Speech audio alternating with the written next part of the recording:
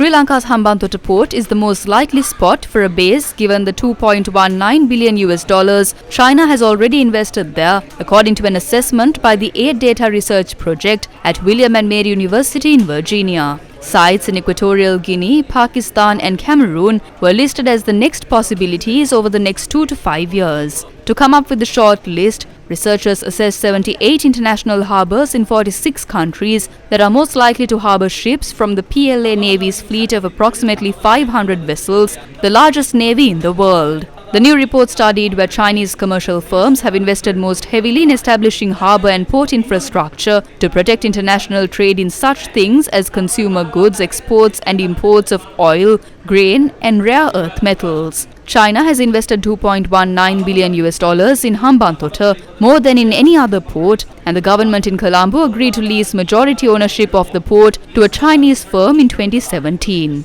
In 2018, China gifted the Sri Lankan Navy a frigate, and the report notes that Sri Lankan elites and the general public have a favourable opinion of China and the Chinese people. Aid data also said that China could pursue a base in Gwadar, Pakistan, citing the two nations' close ties. The report also found a high concentration of Chinese port investments in Africa, ranking Bata, Equatorial Guinea, as the second most likely spot for a naval base after Beijing committed $659 million to a port there. The People's Liberation Army Navy built its first overseas outpost in Djibouti, East Africa in 2016 at a cost of $590 million, where up to 2,000 personnel have used the base to stifle piracy of Chinese cargo vessels sailing the waters around the Horn of Africa and the approach to the Suez Canal leading to the Mediterranean and Europe.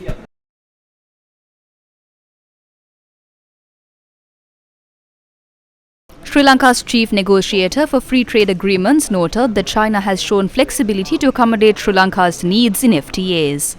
Now, the latest proposal from Sri Lanka is that we will be willing to go to 85% liberalization with 5% partial reduction. That is, if the tariff is 10%, maybe we do a reduction of 5% or partial reduction of the remaining 5%. China also has said that for certain products, we can go beyond 20 years, but certain products it was not defined. So I interpreted the certain products to be 5%, and I proposed 85% we will go, and 5% we will do in 15 to 20 years or beyond 20 years.